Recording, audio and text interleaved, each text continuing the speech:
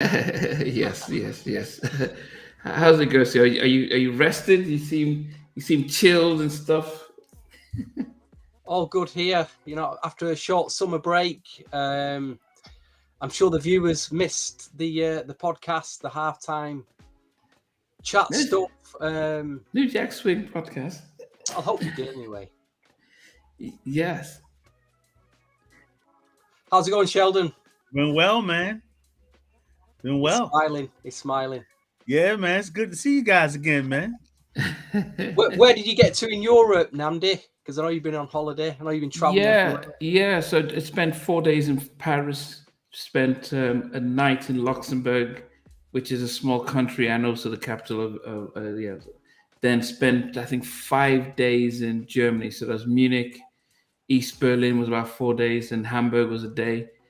Then went to Holland, so that was Netherlands. So went to Amsterdam and then Rotterdam. That's where I met up with uh, um, um, Richard from the Grapevine. He's based out of Rotterdam. And then from there it was Belgium, so Brussels and Anderlecht. So yeah, it was 2,500 miles across 5 countries. So that was good. Yeah, Well, but start mention all the viewers, the comments coming in from the past stuff we've been doing. I read them all. I do read them. Putting lists up of stuff and thinking, wow, there's some series collectors out there. yeah, especially when you start going retro and start talking about different things. So there's quite enough number of things to engage people, and I guess that's always the beauty of this platform is that when people, when Grandmaster Wizards of New Jack Swing called Stevie Street are able to just pull out stuff that no one has heard of, and like, oh yeah. So of course, definitely. Just one side note: in Germany, they have a radio station called Energy, and they play like hip hop and R&B and all that stuff. Because it's a German country, um, they allow the swear words to go through. So that was a little tough when you have the kids in the car and you hear tracks and they're swearing because this is It's broadcasting live. Is it on an FM band or is it an internet? Yeah, it's an FM band. Yeah. Wow. Yeah. So I think because it's not German, so they probably think, well, no one will know what they said. So anyway, so guys, we've got a number of things, and I'm talking to those who are tuning in. We've got a number of things we're going to talk about today. Partly, I think and I'm going to list a few things, and we're going to add some stuff in here. But I wanted to get your thoughts on the big story that came out last week, which was P. Diddy, Puff Daddy, who's getting ready to release a new album on Love Records.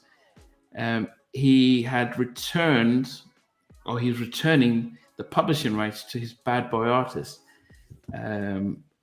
Just going to get your thoughts now because there's a new law that's been passed, or a law that's in existence, that 30 years after artists are allowed to receive their publishing rights back, and people are saying, well, he had 6 months left, so he pretty much was just trying to get some good headlines. But anyway, others have sewed them on. So just want to get your thoughts on that because Bad Boy was really big in the mid-90s. Is it 30 years too late? I don't know. You know what I mean? Will there be some big checks cut? Again, I don't know. We're not privy to all them business deals and what percentages them artists were on, if anything. At least to get something, hopefully. Yeah, but it's also the masters. So think about when Timmy Gatlin was talking about the masters. The Universal decided they were going to wait and do both the Guy and the Future album at the same time and split it up between all of them. So Gene Griffin, he's 1/4 of Guy, Timmy, Damien, Teddy, and Aaron. So the 5 of them were going to split the 2 albums. So Damien gets a piece of the Guy album, and then Timmy gets a piece of the Future album. And so, but prior to giving them that, remember Universal re-released the Future album and I think the Guy album with some unreleased, well, no, some mixes in Re-expanded. They did like re-expanded, editions. They did that one for the, I guess it could have been they released that one like in 2008. Which the one? first the Guy expanded. Yes, they did like a double. It was like a double disc, and there's like 6 remixes. But that, it just came and went so fast that the real hardcore Guy fans picked that up, and it just disappeared. I think in the last couple of years, the Future's been expanded. It's only a digital expanded edition. Yeah. Universal have done it with all the remixes on. I don't know. Will a physical CD reissue of the Future, maybe a double disc, will it sell now, 30 years on? I don't know. Is anyone really interested? Well, think about it. That's 32 years. So yeah. You can easily get yourself a very cheap copy of the Future on eBay and Discogs and Amazon. It's not hard. It's not a hard album to get. But it'd have to be to sell it physically. You'd have to have, like, say, all the mix. You'd have to have something on it. You'd have to have something else on it, I think. Yeah, they'd have to do the same thing they did with the Guy. They expanded and have all the remixes or whatever. But that audience, man, is, we're in that audience where we probably bought it the first time out, and it's aging out. So and because we're so far away from the physical product era, there's not a lot of press. No. There's not a lot of stuff, media attention to, for the music coming out again. Of course, you got the Don't Be Cruise and things like that kind of supersede everything. But yeah, you're right. I don't think, that the major labels that are left now, and there ain't that many, there's less than a handful.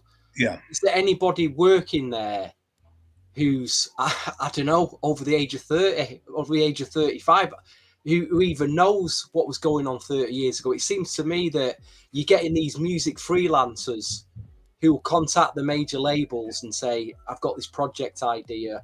Can you, dig out the masters from 30 years ago and reissue it? I know Atlantic have got Rhino. I know Rhino still reissue a lot of stuff. I don't know what's going on at Universal. Is anyone working now? No. Well, there's a guy, I think his name is Andre Torres, and he used to be the publisher for Wax Poetics. Wax Poetics was a magazine that used to came out for like about 8 or 9 years, and it covered the whole gamut of music. It was R&B and hip hop and jazz. It's really a great magazine. And obviously they stopped publishing it, so now you can get subscriptions and get them online. But long story short, he moved over to Universal, and he had a plan to go ahead and put out like the legacy music of that time.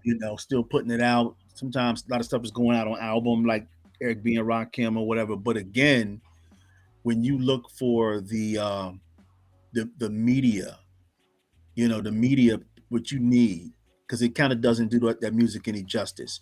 If you could really invest in that, you could really sell a lot of product. But I think you said it, Stevie, is that, when Don't Be Cruel came out and a lot of those other records, man, it's almost time for that publishing to revert back. So it's not really a fiscal advantage to them just to go ahead and do all the media stuff, because they're going to turn it over anyway. So, do compilations sell in America? I know we got we in the UK we lack a good compilation, because all the remixes, you could dig out all the remixes out on them labels and put some good compilations of.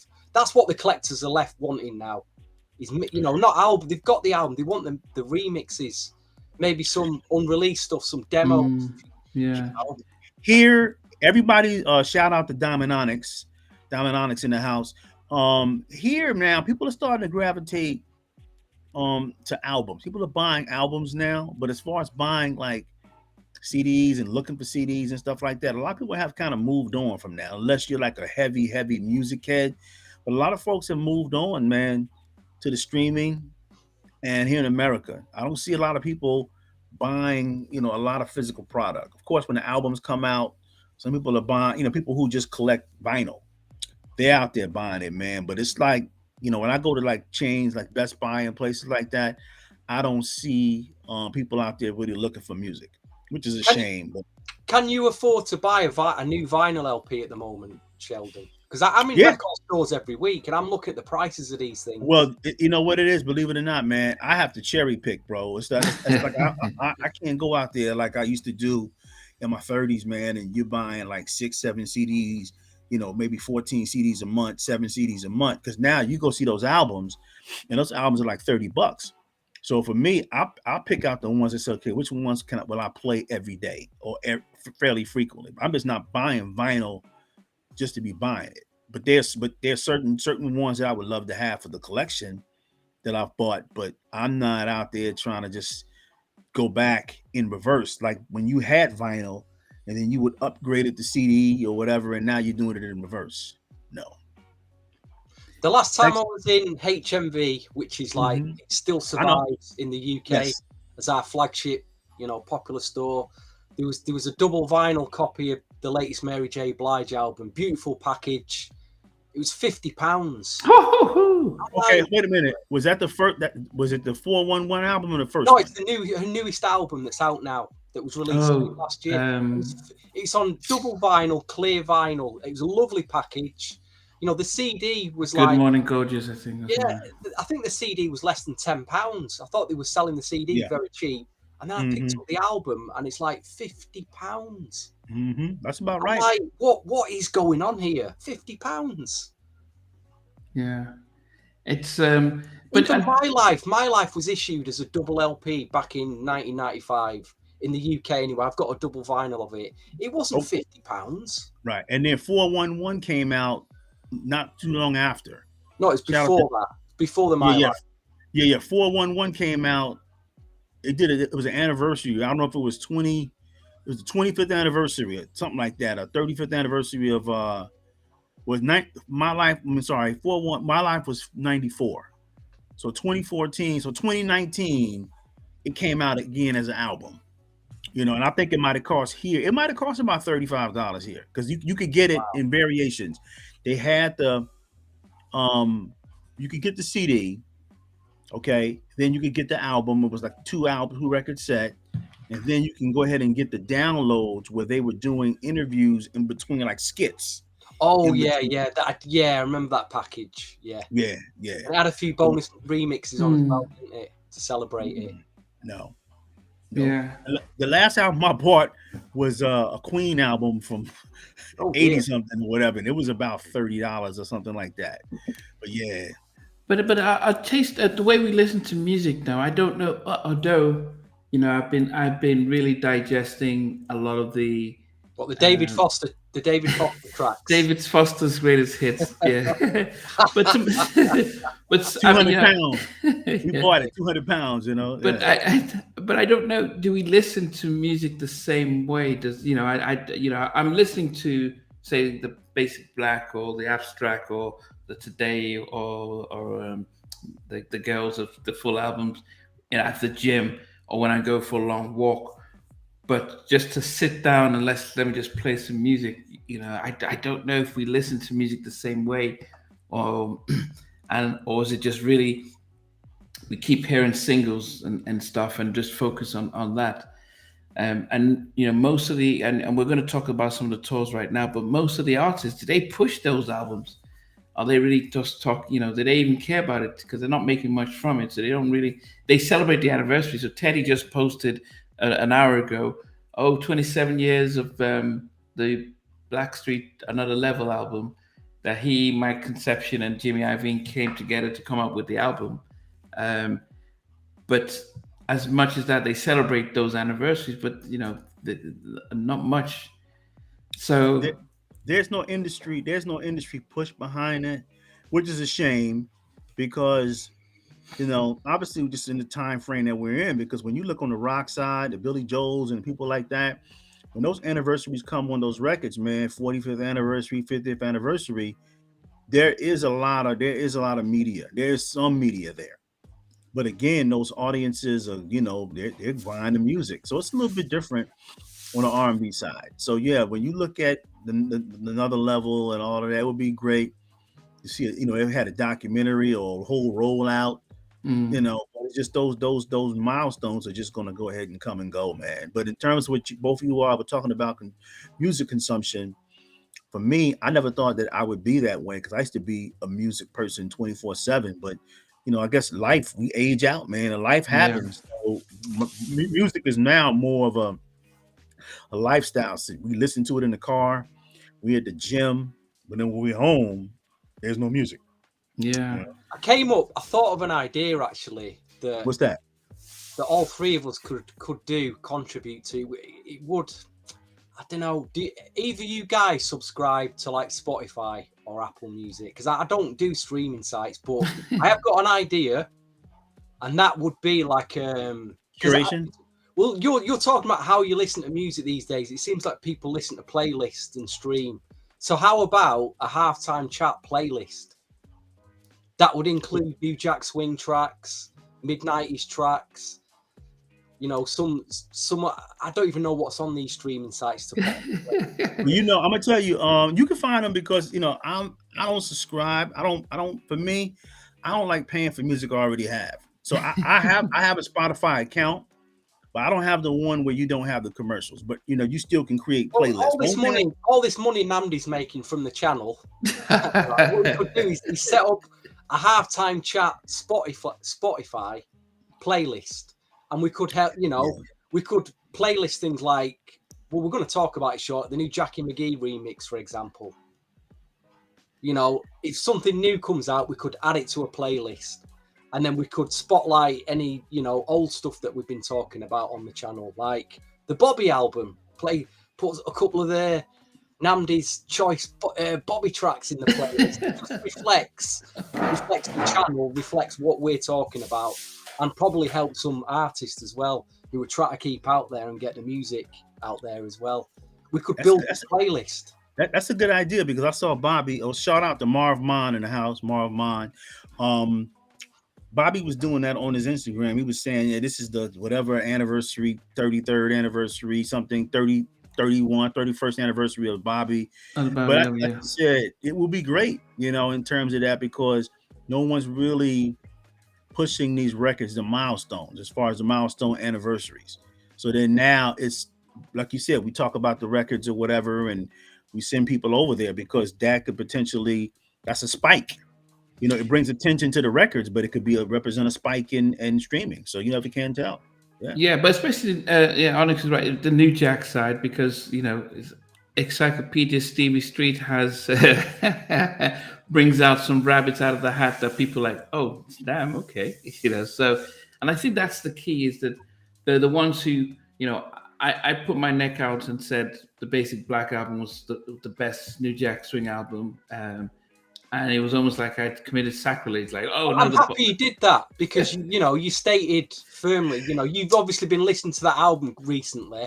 Yeah, you're really enjoying it, like we all did the first time we heard that album. It's just that you've probably not heard it in years, and you're like, my gosh, this album, and you've put that out there, and you've generated a bit of a talk over it. Really, why not? Yeah, people will go and buy that album now and get themselves a copy. Just think, what is he talking about? I need to hear this. Mm-hmm. But that's and I think that's the beauty of the things that you guys we all contributing to. Some of the groups that were overlooked didn't get the how many people really appreciate Ex-Girlfriend as much. I mean, they'll say they've heard 1 or 2 tracks, but who listened to the whole thing and say, actually, they had something here, but they just didn't get the right kind of push compared to, say, other groups. And so I think that's probably something to really hone in, because, the charts, I do every day. People then are like, wow, this song should have been, we love this, and the people vote.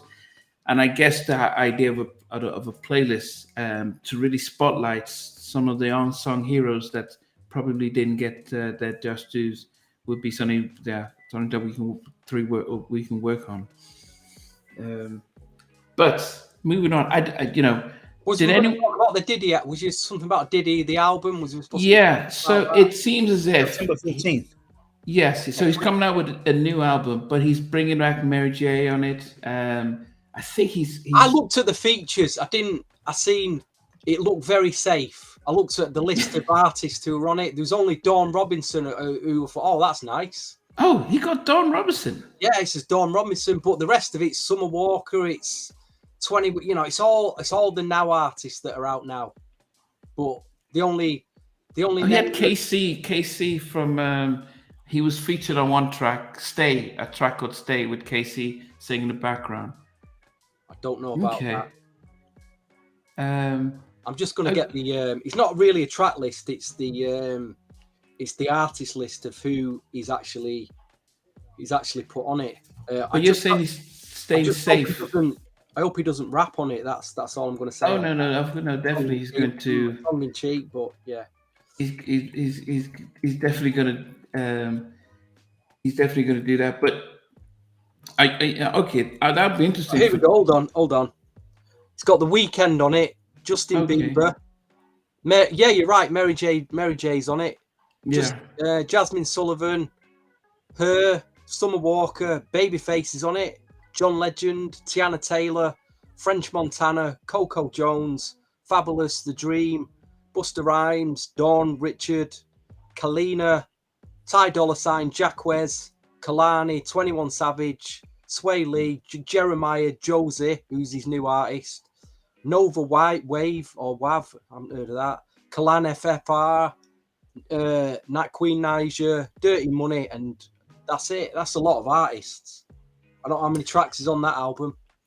Yeah, I mean, there was some there's one track that he had The Weeknd. He had a number of people, the number of people doing some collabs. So it would be interesting just to see. I mean, that was a bold state if he is bringing Dawn Robinson on. That would be that's. Dawn Richard, that's she was from Dirty Money. That's not Dawn Robinson from the En Vogue Dawn. No, that's Dawn Richard. She was one of the singers with his Dirty Money trio. Oh, so it's not Miss En Vogue then? Oh, I was gonna say that. Like, okay, that was a big. Okay, yeah. I mean, I don't know. I mean, it's pretty much going to be posting singles because I don't know who's going to be buying the albums and stuff. I mean, unless you have a dedicated following like Taylor Swift, it's most albums. I don't know how much they're getting really bought as a package. It's just streaming. Yeah, but it'll be interesting to see. If anyone is going to be. It is interesting.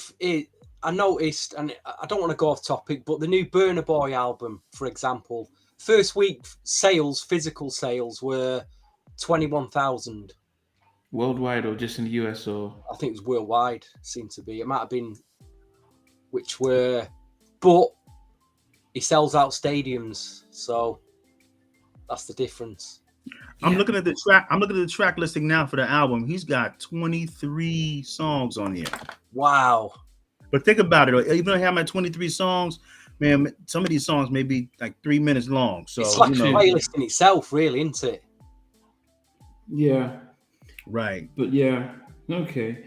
No, that's the other thing. How are we supposed to get through 23 tracks? These albums, like, they're just too long. But you know what? I remember in the mid 90s when the Guy album was about 8 tracks, and then the Future was like 15 or 16, and I was like, what was the point of just doubling the songs? But at least we had interludes. We got a break, didn't we? We'd have a minute break. Well, I think they put more tracks because it was harder to copy the CD because they had to compress the songs on the CD, so you couldn't. You didn't have enough space to make a duplicate copy of a big album CD. No, what they were saying, there's more space on a CD to add more tracks. It was 80 minutes a time. What was a vinyl album? I don't think you couldn't get 80 minutes on. Maybe total. I don't know. Maybe 20 minutes each side. 10 songs. Yeah. 25 songs each side. Yeah. But the quality diminished when it just went to so many. I mean, we talked about Rodney Jerkins talked about the Michael Jackson's Invincible album. That if he took off 3 or 4 songs, that album would have been perfect. We didn't want to go through which songs to take off, but there were just 3 or 4 songs on the album that just didn't make it. There are other people who've talked about Dangerous. If you had taken away Heal the World and a few other tracks, it could have been even a better album. But that's the thing is that, Diddy's coming out with 23 songs. I don't know. Quality doesn't make they don't listen to quality. They just put out and think it's going to make a difference or not. But every song is every song is a collaboration. Every song is a collaboration. So let's hear it before we judge. Yeah. Good evening to Big Mike's. Good evening to Old School Flavor and Diamond Onyx. Anybody else? Anybody else join? We've got quite a few joining tonight. Have I missed anybody out? We got Big Mike got a. Big Mike has a question. He said, "What's your top 3 New Jack records of the '90s?" Marv Mon. Good evening. We've done this before, haven't we? Top 3 New Jack podcast. Yeah, and actually, it ties a little bit into the question we had around. I mean, just a quick summary for me. It was pretty much most of the Basic Black album, their songs on that album. But the question I had for you guys is: does the Jodeci debut album, Forever My Lady, is it considered New Jack Swing? Because half of the tracks are New Jack tracks. Well, all right, then you should ask that question in 2 parts. Okay.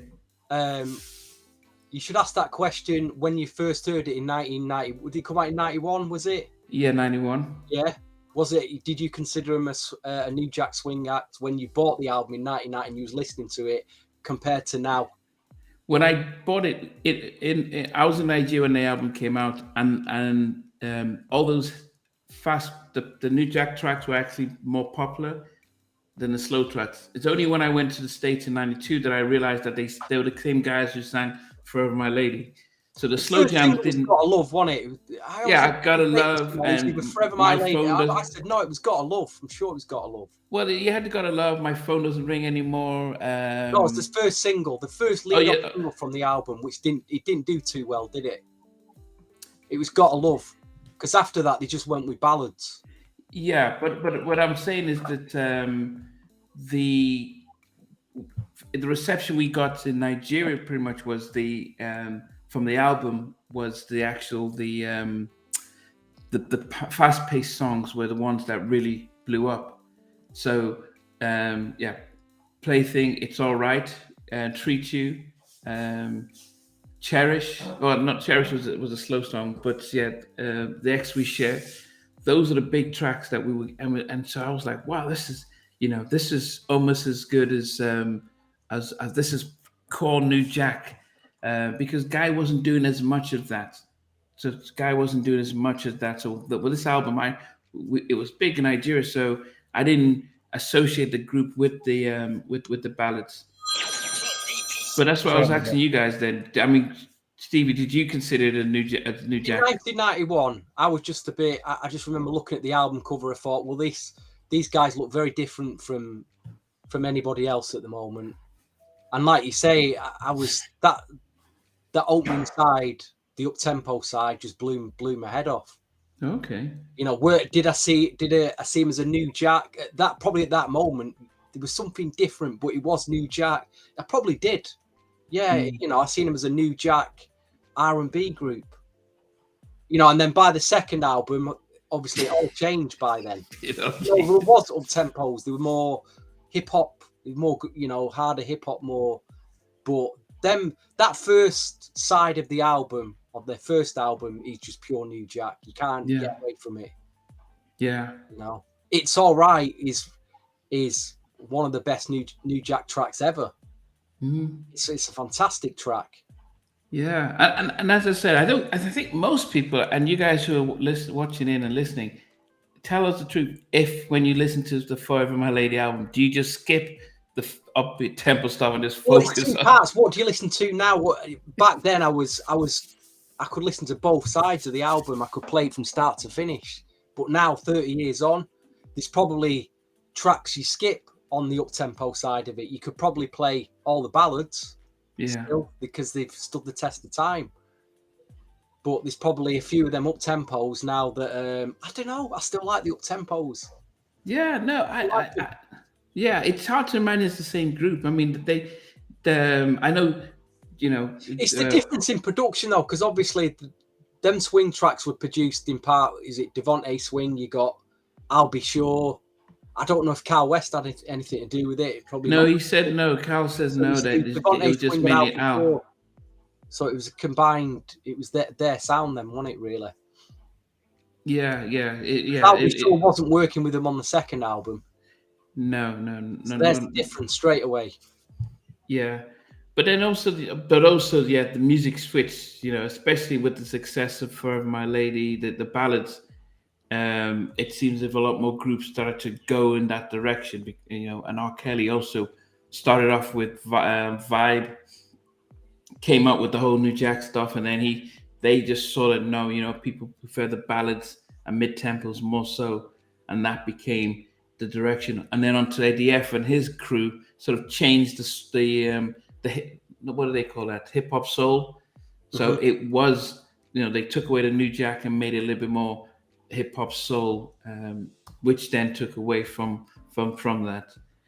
But I just always debated about whether that, if we're ever considering a New Jack album, does anyone ever think about "Forever My Lady" in that category? Well, you're going to put it in. You're going to put it in your top 20 New Jack Swing albums. If you're making a list of top 20, top 30, that Jodeci album's got to make it. That first one, it's going to be in there. Will it make your top 10? Probably. Wow. In fact, we have done a top 10? Where did I put it? I don't think you put it in as an album. Let me just check. Let me get my little file up here, which I've saved. Oh, you got. What number did I put the album as? I doubt if any of us. I did. I put it at number 5. Oh, you did? And I put The Basic Black was at number 4. Okay. And what did that Big Mike's What Annoy wanted to know my top 3 New Jack? Yeah, Big Mike wanted to. My top 3 was New Edition Crucial, the dance remix by Jelly Bean, 12-inch mix. Guy Spend the Night, that was at number 2. And Bubba, I Like Your Style, the extended mix. That was my top 3 New Jack tracks of all time. There you go, Mr. Mike. Oh, you said I Like Your Style, extended mix? Yeah. I like that one too. That was really good. Or did I change it? No, it's at number 1. I changed. No, I didn't. That's right. It's at number 1. Or did I change it to? No. I changed it, didn't I? It was Guy Spend the Night at number 1. Wow. And I dropped Bubba down to number 3. I Like Your Style, and I put New Edition at number 2. Yeah, that's the Crucial. I remember you put that in. Yeah. No, I think my number 1 was Nothing But a Party was my number 1 track, and I can't remember what made the other 2. Yeah, but as I said, I think when listening to the Basic Black and actually Abstract, I think I'll switch that around and stuff. So Sheldon, your thoughts on the "Forever My Lady" as a New Jack Swing album? I consider it because it's the era of the music. Even though Jodeci is doing the ballads or whatever, when you look at New Jack Swing, obviously there's the music. The music and the sound, but you also got to look at the aesthetic. You can't forget the aesthetic. Obviously we're music fans, so we lean toward the music, production, songwriting or whatever. But you also got to look at the visual, the cultural aesthetic, and they will fall in line with that. Obviously because of the imagery, and everything else. And of course, I could say, okay, well, Boyz II Men came out at the same time, and Boyz II Men kind of veered in that. They started out in that space, but then after those big records in like '92, they just went into the vein of a traditional R&B group, in the vein of that. So Jodeci, Forever My Lady, I would consider it because of the era of when it came out. Because when we look at that New Jack era, we're looking at 87 to around 92. So on the strength of that, yes, I would say it is. I like the format, the album format, of putting all the up tempos on one side and putting the ballads on, or which either side, or just put them together. So yeah, you're in an up tempo mood, just press play or put the needle on and let it play. Because it's nothing worse than suddenly you listen to this really up tempo track and it's followed by like a real hey baby. It's very disjointed. Yeah. But I think that once they hit the niche with those ballads off Forever My Lady that just was like that was the winning formula that they went to. Yeah. Yeah. But speaking of the secrecy of an album, how important that is, because I'd been really listening to Abstract, and they come up with that amazing. Oh goodness, I can't remember the. Is it not number one? Yes, looking for number one. Looking out for number one. And Yes, then yes. and then it goes straight into a ballad, and I'm like, oh goodness, it goes from this, it just the sort of Exactly energetic, what I'm saying. and then goes straight to a ballad that's Yeah. like, what the hell was this? And then it goes up again, and I'm like, God, come on, you just don't just. And I said that's probably Gene, because he did the same with a number of. I'll be your friend. That was at number 2. Yeah, I'll be. It was. It almost. You pumped up. You pumped up. Yeah. You're looking out for. You're like, yeah, come on, and Yeah, then next straight down to. Yeah, I know what you mean. It was the worst sequence album, and I think he did the same with a few other tracks. I think Basic Black, Today as well. Just mix some R&B in the middle of stuff. It just, you have to get the whole thing to flow. If But you've made, it's not a stretch though. It's not a stretch, because if you look at all the albums that were coming out before then and after that, you didn't have the sequencing. Of course, Babyface's Tender Lover, Alexander O'Neal's first 2 albums, it was split up tempos on the first side, ballads on the second side. So most of the records that were coming out around that time, man, were mixed up like that. Yeah, definitely. Yvonne, you kind of beat us to it. Yeah, we actually did have our thoughts on the Tony reunion, so that's coming up shortly. Yeah, so that's sequencing on that. But just as we, and we've been talking about Jodeci. I don't know how many of you guys out there, or even here, actually went on the Block Party tour, the Jodeci with SWV and Drew Hill, and I think in some cases Joe filled in for Drew Hill when they had to do some other dates. But Dalvin said that they sold over 100,000 tickets, and Wow. So it's I saw a couple of the videos with how they brought out I'll Be Sure, and Eddie F, and especially when they went to Houston. But did you guys, any of you go? Did you know anyone that went? Any thoughts about that? Yeah, I got my private jet out to Atlanta and got myself VIP tickets, some front row seats. No, I didn't go to that one. I'm afraid. I didn't go to that one. But the thing about it, they're hooked up with Live Nation. Live Nation has a urban division. Okay. So Live Nation, and when you're hooked up with Live Nation, it's a real big situation. So when he said he sold 100,000 tickets, I went ahead and looked the information up. And of course, you got to give, that's coming off of the tail of the New Edition tours. So Live Nation Urban, because at first with Live Nation, it was just them. And I remember Charlie Wilson talking about how he was trying to get hooked up with Live Nation, and they said that he wasn't selling enough tickets to get down with them, because he was doing like clubs and mid-sized theaters. He wasn't doing arenas, and they told him because when you have to build your way up to that. You just can't just drop in on Live Nation. But now Live Nation is Live Nation Urban, and it was a major success, which is good. Well, the manager is Charlie's stepson. Yes. So signed to P Music, and since they built P Music, he's Babyface got a number 1, so he signed to them.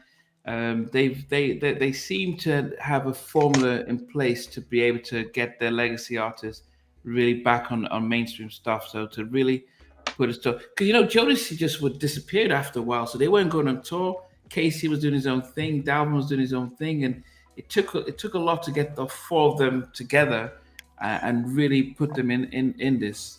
Well, I really believe that when you see the success, once again, you got to New Edition. The legacy, okay. The legacy and the culture tour. The culture tour, probably. When you seeing those, them guys are like, hey, we need to bury the hatchet and get out there and do what we need to do, because during the time of the record era, Raphael Sadiq was rolling, and he didn't need to be like in the group. He didn't need to be in the group again. But now everything has slowed down now. So now this is the time period for these groups to come back together and go on tour. So whatever issues they might have had in the past, all that stuff is old, man, because it's about trying to get that money. I mean, so this is answering the question that Yvonne had.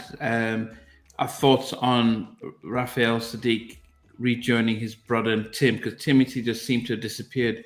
So it was really just Dwayne. It was really just Dwayne who was touring with a new makeup of Tony. But now, Raphael came back in, and Timothy Riley joined back in. Um, I've seen a few posts of them preparing for their rehearsals and stuff like that. Do you think? And I don't know if they're doing a Live Nation tour because. Yeah, they hooked up with Live Nation. That's just a Live Nation is promoting this. Yeah. Okay.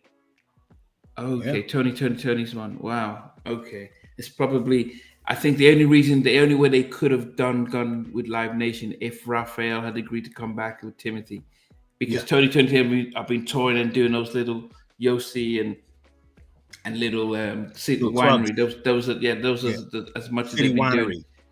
So for them to be able to expand to that, okay.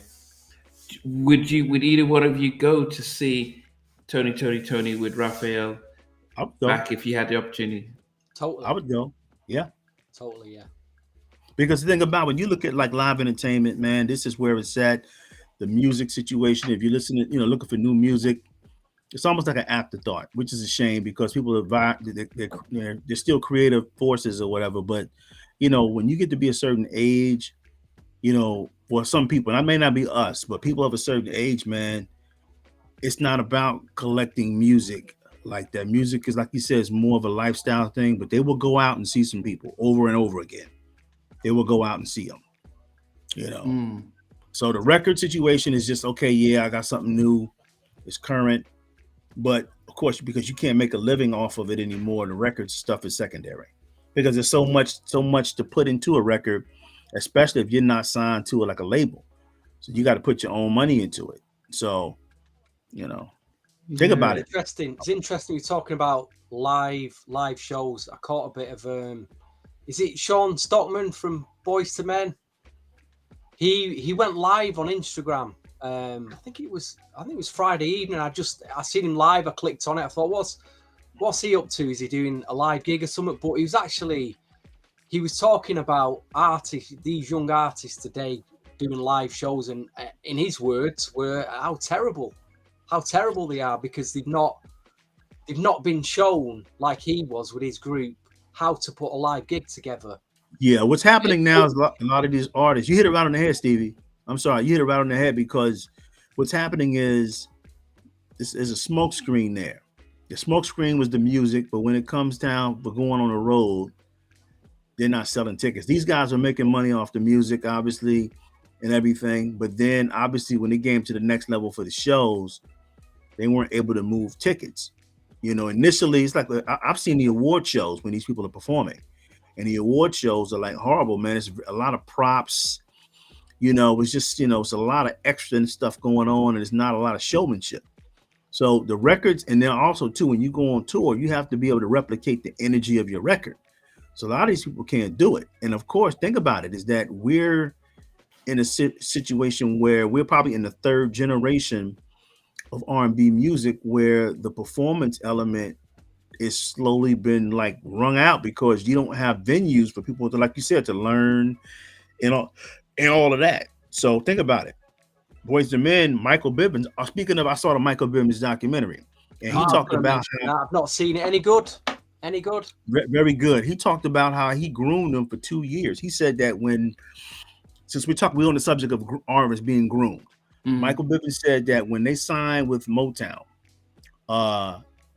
Gerald Busby really didn't know what to do with them. He didn't think they were photogenic. He didn't think that they would be good for videos and magazine covers and all of that. So when they signed them, I think they had a budget of $100,000. That was the budget. So Michael Bivins couldn't go get like the big name producers because, it would have exhausted the budget. So that's how he was able to get Dallas Austin, because Dallas Austin was still a kid back then. So, he wasn't charging a lot of money, and it turned into what it turned into. But he said it, man. I think he signed him. He hooked up with them like around like 89, 90-ish. And because the first record came out in 91. So he had him in 89. And he said that nobody in the label, man, they really had faith in the group. He said he had to be the one to push for them with the group, and he was releasing the records not necessarily on his own, but the record was out before Motown put the record out. They just didn't have faith in those guys, man. They just they didn't see it. So if you happen to see the documentary, people, check it out. It's really, really good. He talks about how him being in the music business, it was more like PTSD. It was more like jail for him. He said he didn't have the confidence compared to the other members, and he had to try to find his way within the group. He had mentors and stuff like that to kind of show him and everything, but he said it was rough for him, man. He said it was at a point every time he needed success, he wanted to celebrate. It was always something around the corner that was happening or whatever, but he did say that when it came to making the documentary, he made some phone calls to people, and a lot of people wouldn't call him back in the industry. So he basically owns it, but he couldn't get it on like a bigger platform. Obviously, you're trying to get people, your colleagues, to be on there for interviews. And he said he was making phone calls, man, and nobody. He had to shout. He had to reach out and hook up with some people. Like I don't want to say no name, but he had to hook up with people who weren't really super established to help him create the documentary. You need to take that call, Sheldon. You know it's Devontae Swing calling you, don't you? What's the life number? What was it? Number 18? He want to know why he's like number 20 instead of number 1. My phone don't ring anymore, right? Right. Yeah. My phone, yeah. Oh goodness, no. But I mean, you can catch it. You might have to get a subscription for it right now to catch it or whatever. But if you get a chance to see it, it's really good. It'll give you some insight on what he was doing in the 90s. And one thing that stood out for me is that the one group he had in that era, ABC, he said he put half their money away in a trust fund for them. So when they turned 18, they would have money. And they had the group on there saying that when they turned 18, 19 years old, they could buy cars and they can buy their parents' houses as a result of him doing that. So wow. Yeah. Okay. I mean, speaking of that, yesterday, which was the 9th of September, was the official 40th anniversary of New Edition, when Ronnie and his uncle met up with the Browns and they officially came up with a group. And it's amazing, 40 years strong, that these guys are still the sort of the pillar of sort of modern R&B. And maybe not the music, but just them as entertainers and showpiece. And outside of Bobby Brown, as a collective, they're so much more powerful than they are individually. And it's a testimony that they finally realize the power of their unity, and they command bigger shows and bigger things when they come together as New Edition, as opposed to when they just do these splinter dates and stuff. So yeah, congratulations, 40 years of New Edition. I know the big debate that we have with many fans is, does their music match up to their legacy of who they are, and that's always going to be a debate. I know Stevie may have other thoughts about their music, but if you're a fan, if the person is a diehard New Edition fan, I'm not talking about a New Edition fan heartbreaking afterwards. But if your person is a diehard New Edition fan, and you got a lot of people that are, especially like the female audience, then that would be a yes, because there was no other group out there when they came out in '83 and making records up until Heartbreak. That was a group that people literally grew up with. There was no one else. So for them to be where they're at now, I would say yes. On the swing of that. Because after '88, right, they all did the solo stuff. So imagine if we got a New Edition album in, say, '91 or '92. How would that have sounded? Because there has been a recent interview. It's only been up on YouTube a few weeks with Ralph Tresvant, and they kind of said, Ralph admitted that in '88, just as they'd released any Heartbreak, the New Jack sound really started to take off, and they feel they kind of missed the boat there, even though that some of the tracks did have did have a swing feel to it, but they really felt that as a group they missed that trend. So how would, if they'd have put an album out in 91 and 92, my gosh, how would that have sounded? Well, if and Stevie, when you talk about that, I mean, that like it could be have been a missed opportunity, but at the same time, it could have been a situation where it might not have, if they would have put out an album in 91. Yeah, after everyone had released their solo ones, remember. But here's the thing, would've... but you got to look at this, is that 90, those guys were still going hard. I mean, like the Poison album was still going hard in the 91. Bobby was still touring Japan and all these other places in like 1990. So the thing is that minus Bobby, forget Bobby being in the group. Just okay. Well, if they let's for argument's sake, they've all released. Okay. Okay. So if he's not there, right? But that means that I think Ralph's album does Ralph's album come out in 91 or 90? 91? It came out the end of 90. Yeah, it was the last one. Yeah. So that means that you got to look at the timing. So that meant that he would have to ride his album out. But I don't know if they would have put an album going out into 91, going into 92, because by 92, the music the Bobby album dropped then, didn't it? The Bobby album was out. It would have been competing with that as well.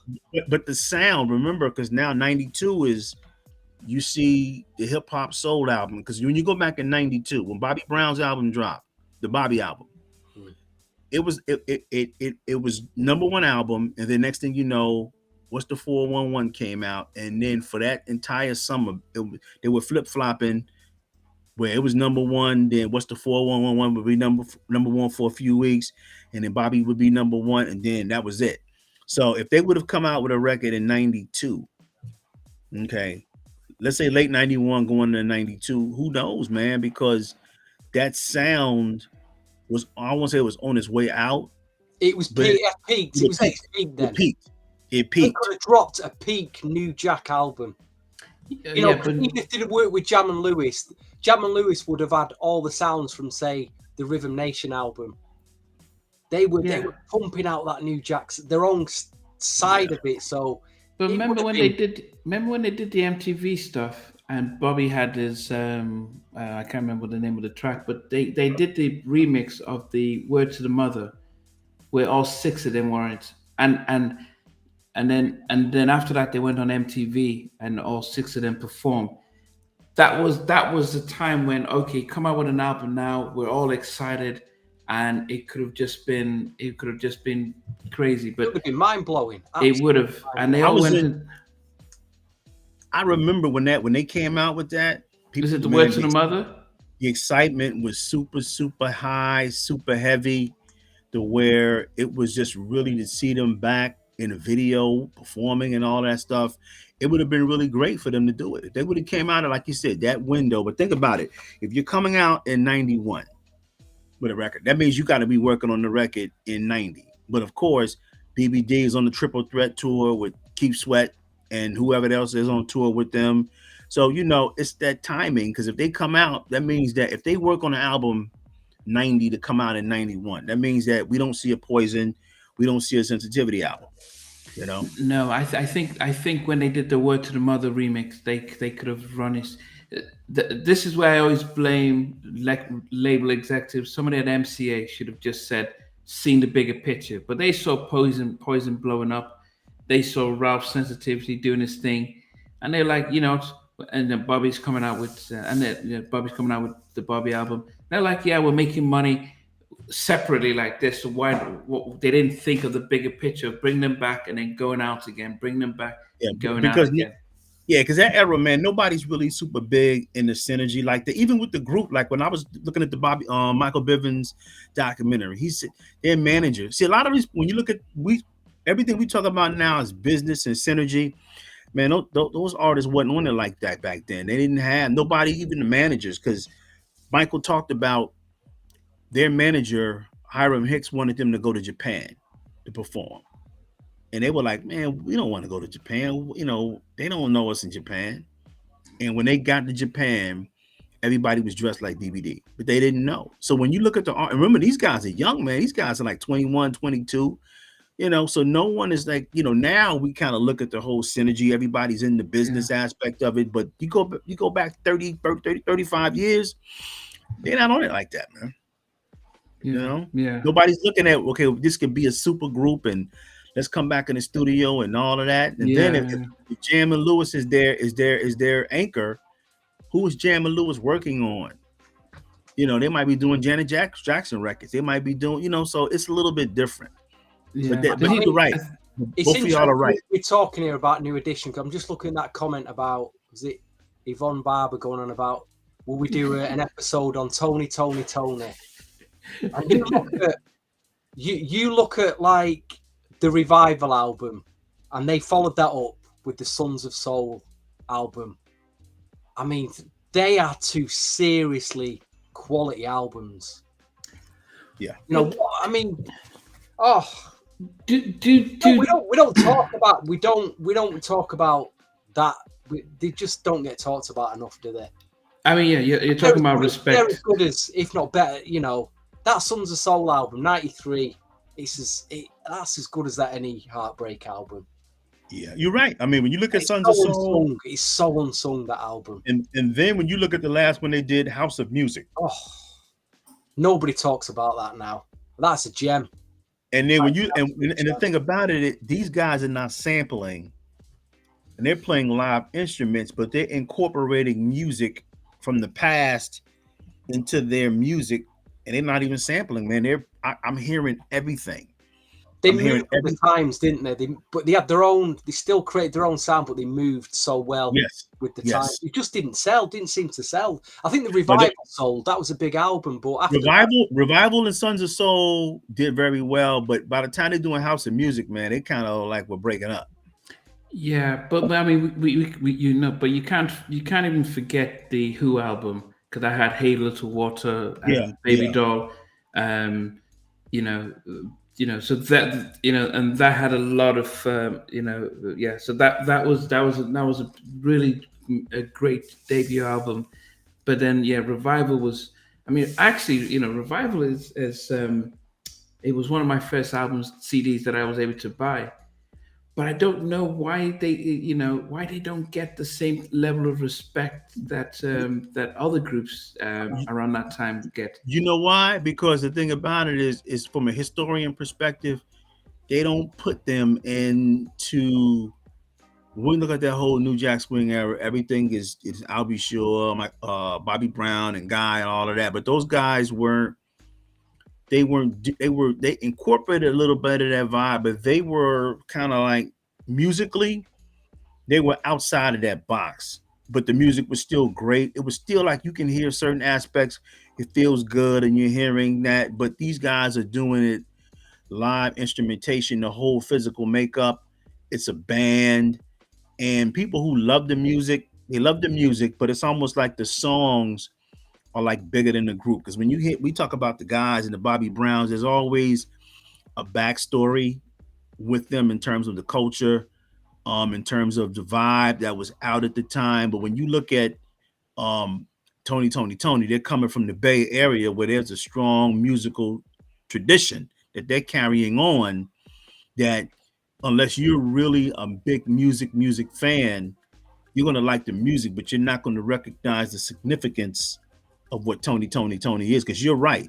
Even their songwriting, don't get me wrong, everybody who we talk about is very, very good. That's coming out of that New Jack era. But when from song for song, on the songwriting aspect of it, man, Tony, superior, man. Totally. Yeah, Superior. I mean, Don is asking about which group. I mean, it'll definitely be Tony. You think about the Revival album had Open Stroke, Feels Good. You pick It Tony, Never Rains. pick the 3 T's over Mint Condition. Yeah, as I would say that the best concert I've ever seen live is Mint Condition, because they sound live exactly how they sound on their album. I'll always say that they're probably the best live band group I've ever seen. But if I had to, but when I think about what the hits of what Tony have done, it's hard not to argue with them. I mean, they, as I said, they get missed out. I mean, Damien Hall said, to his credit, he said that he holds New Edition at a peak, but the only other group that he puts, you know, that he'll compare with Guy is Tony, and New Edition. So Damien said, look, they're up there, and I think a lot of us just, I don't know why they. I mean, the Sons of Soul album was big when it came out. I was in the States. It was, got a lot of press, and it did well. Not just with anniversary, but I can't remember the first song we had at No Loot. If I had no loot. If I had no loot, Slow Wines, Lay Ahead of My. That was an amazing album. But as I said, as a group, they just don't get because we don't put them in New Jack Swing like Guy. They don't perform like New Edition, and somehow we just don't. Also, too, is they come out like in New Jack Swing, and they're releasing records into that hip hop soul era, and they don't even fit in that either. Yeah, they're kind of like outside the box on all that musical transition, but the music is head and shoulders because everybody else is singing over drum beats and loops and all of that stuff like that. But Tony is killing you with the songs, and like you said, you just ran off 3 or 4 classic records, and some of those records that came out in the hip hop soul New Jack era records, they're great songs, they're great records, good records, but like Stevie said, man, it's a head and shoulders over everything. And unfortunately, I do pull out Mint Conditions albums a lot more than what I do. Are you serious? Yeah. Okay, I've just been listening to a lot. I've got to say a good evening to Rough Mix, he's a good friend of mine from the NGS 3 days. How you doing, sir? I think it's Melbourne, Australia. Correct me if I'm wrong there, but I know he's somewhere in Australia. Good day, matey. Yeah. But we'll wrap up. But we'll go in depth with these guys as we go forward. I know Stevie, you wanted to shout out Music Box. Oh yeah, the Mariah Carey's just been the 30th anniversary of Music Box, which is I think it's digital only. You're getting the album, you're getting a whole bunch of live tracks that they've added. A few like B-sides and there's some really good remixes. I wouldn't say the New Jack. There's a couple of Terry Hunter like house dance mixes which are incredible. I mean, seriously, New Jack. If you're a new, you'd appreciate the mixes. They're like 6-7 minutes long. They're just brilliant pieces of music. And I think they've added a Soul Convention remix of Anytime You Need a Friend. If you didn't pick up the single remixes, so that's on there for that nice Soul Convention mix, Corey Rooney. So it's nice. It's a nice package. I'm gonna step in for a second because Don Diva had some couple posts here, and they said that we just hit Tony, but he said when those guys are going out in Chicago on the 10th of October, they're like no phones are up. So these guys are very serious. Seriously, phones, they've killed. I'm sounding old, but I don't want to go with it. Everyone's got the phone in the air. It just puts me off going. I want to watch the gig. Yeah, it is a strange thing. I wish I'd have had a smartphone back in 1990 when I seen Guy live at the peak, and no one videoed it, so we can't see it. Yeah, it's the double-edged sword. It is, but it's hard to imagine that they're performing and everyone's just filming it and no one's watching it, so that's a different one. But Nnamdi, that's crazy because that reminds me of like a lot of jazz guys or people who used to do live entertainment. And like in the 40s and the 50s and the 60s, and they would do those clubs where people are sitting around, they got tables and they're eating and all that. And they're like, they don't want to hear no forks clinking on the plates, none of that. It's just you just shut up and you just listen. It's the same way. Yeah. Yeah, but it'll be. I guess the fact that the Tonys are trying to introduce this no filming, they're probably going to be very strict if it's shown on YouTube and stuff. That's a lot of stuff like Ed Sheeran and a lot of these other Adele. I think a lot of them are doing that, and it adds some mystique. Is almost like it actually generates a lot more of a buzz. It's like it's so good you can't sneak it out. Then Jackie Gee, her remix album. You mean a remix of a new single, "Riches of the World"? Oh yes, With the Big Chub Rock, sounding good. Yes. If you guys haven't heard it, so Jackie McD came out with "Riches of the World." This was she first dropped it about a year ago, and then she's got a remix with Chub Rock. And one of the things I've always remembered about Chub Rock is that it's almost like he's an English professor who's talking over beats the way he enunciates his words, and he doesn't rush, and he's like, "I'm going to say it at my own pace, regardless of how fast the song is." So it's really good to be able to hear him out there and sounding no different than he was back then, and doesn't seem out of place. So yes, it's going to be interesting. I did tell Jackie that I'm waiting for a ballad, a Jackie McD ballad, because no one does ballads as good as she does. So yes, so if you haven't checked it out, she has actually released, because she talked a lot about a unreleased album. A second album for '92, and she did release one of the tracks from it recently as well. That is it's a mid-tempo ballad. Okay. So, okay. Do you guys know why she never hooked back up with Keith for the live shows that he's been doing over the past few years? Because they're not talking. That's her words. Still not talking. Or well, let's put it this way: he's not talking to her for what? I don't know what's going on there. Let's not speculate. Yeah, sorry, Jack, I've got that wrong, but I'm just what he said in the interview.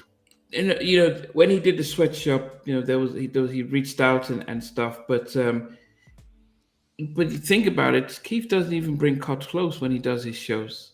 He gets I'm not saying it's about money, but in some cases it seems it's when your budget is limited. He has a band, and if he has to get a band plus bringing in Cut Close to tour, or bringing in Jackie to fly in to sing one or two songs, even though she sang "Don't Stop Your Love" and other tracks on the album, it's economical to be able to just keep it with his backing singers on his tour. So they might have done an opportunity for the Legacy tour. But the same thing, Guy didn't bring Tammy Lucas when they were doing Goodbye Love out, especially out in New York. I think sometimes you're just thinking in the moment, and you don't think the nostalgia stuff like that we might think. You're just thinking, okay, well, what are we going to do? Who's going to be with us throughout the whole tour? And I don't know if they have the same space, like say Usher, when he does his Vegas residence, he can bring anyone and stuff. So there's a little bit more money and stuff. So, but I hopefully people, we can get them collaborating on something again. That would be cool and interesting. Okay, so guys, we've covered quite a bit. We were off for 4 weeks, and to be able to come back and we've covered a great deal of stuff. Hopefully, on our next show, we will get a guest alongside us, because it's always good when we do talk have a guest. But we're going to go back and do some New Jack Swing countdowns. We'll think about the topic and share with you guys just to get your thoughts, because I think that's one of the I'm still kicking myself that we did a top 20 favorite producers, and I kind of missed the memo with Sheldon, and Stevie is the only one that read the homework. And amazing it how Nnamdi misinterprets his own question. I don't know how that works. And then putting David Foster creeps in. Man, I'm gonna tell you what Stevie did. He went to all the labels. He contacted all the labels and was like, "Hey, look, I need this. I need the lost promos. I need to dig in the masters and listen. Big promos." Big Mike's just reminded me of something. He says, "Is anyone get that comment up? Get that comment up from Big Mike. Is anyone familiar with a New Jack Swing group?" Well, I'll tell you what, I am familiar, and I keep this CD very close to me because my first copy was stolen back then, and I couldn't get another copy because there was no internet back then. It was stolen out of my car. Managed to get a second copy of it. Nnamdi says Basic Black is the best New Jack Swing albums ever. He's never heard this album. Have you ever heard this album, Sheldon? Never heard it. I'm going to rip this. Okay. I'm not going to say it live what I'm going to do with it, but I think you can see where I'm going. Okay, gotcha. Nnamdi says changed his mind when he hears this album, because this is an unsung. It's not on a major label. It's on a very little label. Gene Griffin, produced by some of the Basic Black guys and a few. Are you kidding me? Yep. So this is a Gene production. Gene sort of Gene Griffin production. Wow. What year is it? Let's have a look. It said 92. 92 actually. 92. Okay. 92 doesn't actually say, but yeah, 1992 GG Records. Wow. Yeah, this out. Oh man, what an album this is. The only thing that lets it down is there's some like really cheesy like voice samples in it, like "Stop That Baby." You know, I used to get in like 90s dance, all this like like James Brown like things that doesn't stand the test of time now. Stop that baby. Hell yeah. You could do with editing those bits out, but this is a crazy album. Crazy album, this. Shout out to Old School Flavor and Big Mike. Yes. Okay. Yeah. I mean, as I said, the three of us are going to come up with our thoughts on our next topic, which a nice countdown stuff. But if there are thoughts, if you guys have some thoughts as to what we might need to talk about, this is why we need a playlist. What's a good song? We could start a playlist and put one of those songs on it. Okay. Okay. Yes, we'll definitely do that. But yes, and next time we do our favorite stuff, it's amazing that I've just been listening. Everything I do, I'm listening to Teddy, and I'm like, he is my favorite producer. But why would I put Quincy Jones? I mean, I don't listen to Quincy Jones. I've probably only listened to Secret Garden and the maybe the Bad and the Thrill album, but still, he's no Teddy Riley. so yes, he's no Teddy. Believe me, I love music because of Teddy. I mean, that's the strange thing, is that I just got into music just following his stuff. So yeah, it was a strange list, and I didn't even put the Trackmasters in there. I listened to Carl West a little bit more, and I'm like, Carl actually put some stuff in, Carl and Albert. So it was a strange list, and so Stevie, you get 100% for that because you put some thought in it. And Sheldon and I had the same number 1 to 4. Yeah, which is strange. So it meant that we were just thinking about overall accolades, who seems to get the most props. I'm just seeing it. I'm on a New Jack Swing podcast, so it's going to be. I'm trying to be New Jack biased here. You give me top 20s going of New Jack producers, then that's what I'm going to run with. That's why Timbaland didn't make it. Dr. Dre didn't make it. Even though. I suppose he did a bit of New Jack, didn't he, with Michelle A? Yeah. But think about it, man. Yeah, Stevie did it. Because Stevie went to the catalog. Stevie pulling out records, CDs or whatever from 30 years ago, just like in his back pocket. He's like, wow, I got this. Wait a minute, I got this one. I'm like, oh my God. That's a hard one. If you're in the UK as well, we have lots of charity shops. Mm-hmm. Which sell all sorts of used clothes and junk, but they also have little CD music sections, and you find things like this. Oh man, 49p, and I've managed to find 3 copies of this recently. I don't know what's going on, because I normally see a second album. That's always in the charity shops, a second or third album, but this one's a bit hard to find. And recently, I've been in quite a few, and I've seen this. So there seems to have been a batch of a first album put into charity shops for no more than 50 cents, 50p. So, hey man, you need to have album. Oh, this is a great album. You need to have a radio show called Quidcast or something like that, man. Everything you find is like a quid. You remember compilations like this, Pure Swing? I remember that. I was in England when I saw that Pure one. I remember that one. 50p. You're finding things like this in charity shops for 50p. I remember that. I think I was in Germany and England when I saw that. Yep, I remember that. Yeah. I mean, as I said, I would love to get Lisa Stanfield, but it's the thing is, how many people have places to play CDs? And that's a hard thing. It's Well, listen, YouTube now is a great resource for looking jukebox. for old music, but it should inspire you. Go out and buy a CD player, go out and buy a record player, and start listening to your stuff again. Yeah, that's true. I reached out to Joyce Irby. Oh yes, she responded back to me. I tagged you on Facebook, Nnamdi. Okay. She's got a new record as well. It's a new record, new single, or whatever that is. You need to get Joyce Irby on. Yes, and then she finally responded. I said, "Well, hey, can you come on the show?" And she just said, I think she sent an email or something like that. I got to go back and look, but yeah, I said, you got some new product. Want to have you on to talk about it. So, I tagged you. So if you go back to Facebook and look, you'll see. Yeah. Okay. Yeah. No, we'll definitely bring her on here, as well as I was supposed to interview Bernadette Cooper, but she then went on tour, and now she's finishing up an album too. So I don't know if they're still competing. Climax. They're not together anymore. Like I say to any of the viewers out there, if we've got any new Jack artists that are viewing this that want to come on, or some of you may know some from back then that have been forgotten, we want to hear their stories. We want to get them on the podcast. I'm sure there's a few watching. We are reaching out to some people.